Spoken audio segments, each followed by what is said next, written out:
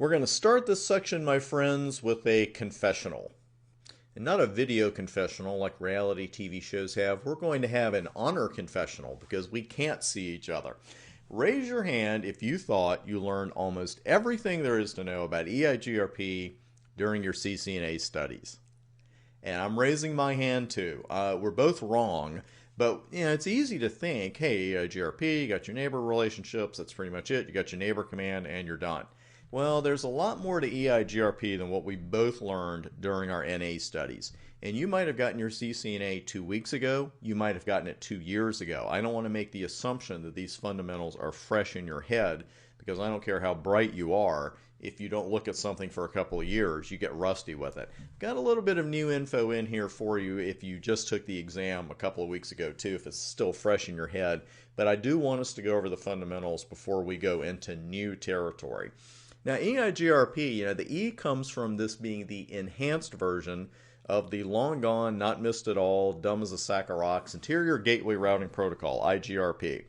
I do not mean to be disrespectful because at the time we were glad to have it, but IGRP, no longer supported by Cisco, is not on the exams, and you're not going to see a mention of it anymore in the iOS.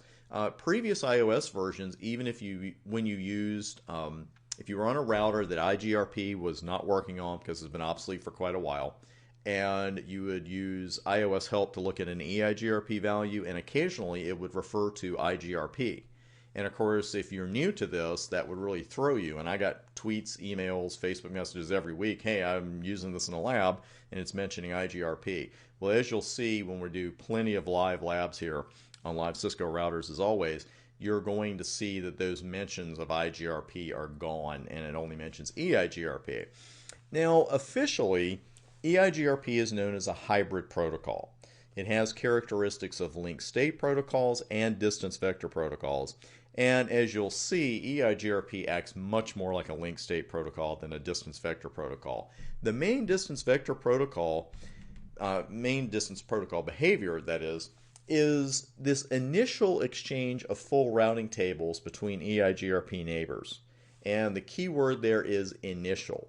Because what drove us crazy about distance vector protocols, if you've worked with them before? Because RIP version 1 and 2, they're still around, they're just not on this particular exam. One thing that drove us crazy about them were those regular transmissions of full routing tables. And unless you were working on a really unstable network, you just didn't need the updates as often as RIP gives them to you. And again, they're full updates every single time. Well, the only time that EIGRP routers exchange full routing tables is when they are newly adjacent. That's it. And after that initial exchange of full tables, an EIGRP router is going to send an update only when there's a change in the network. And on top of that, that update will reflect only the change, and it's not going to consist of a full routing table. Now, a couple of other benefits EIGRP brings us are rapid convergence, and we'll take all of that we can get.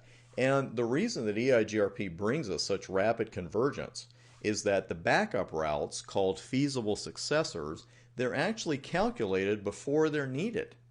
That's pretty cool, and they're kept in a separate EIGRP table, and if they are suddenly needed, if the primary route, the successor, disappears, then that feasible successor is quickly promoted to successor, no route calculation needed because they've already been calculated. We love that, and we'll see that in action.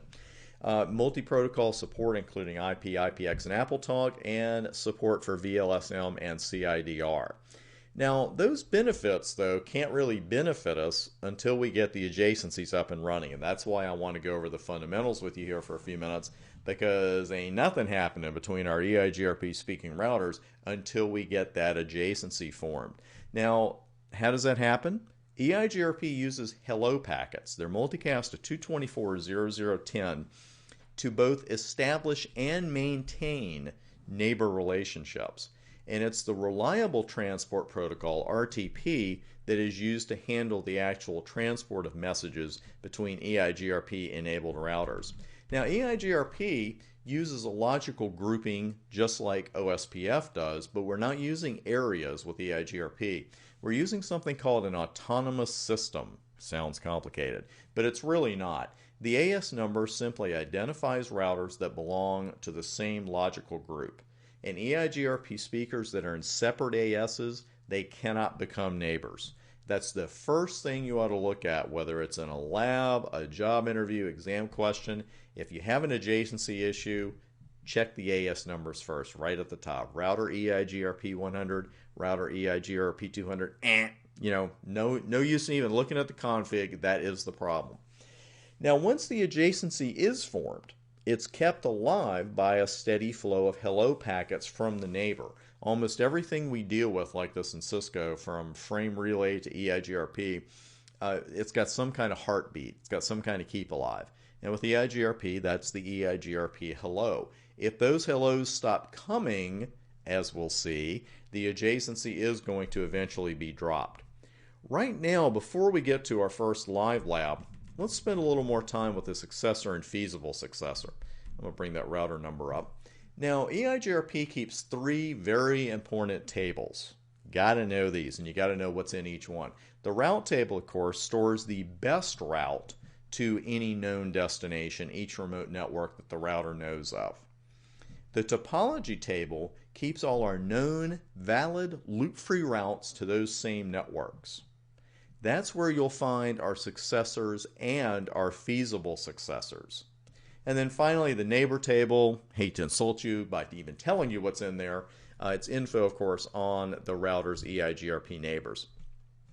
Now, when it comes to that rapid convergence, that rapid recovery from a lost route, that's where the route and topology tables both come in.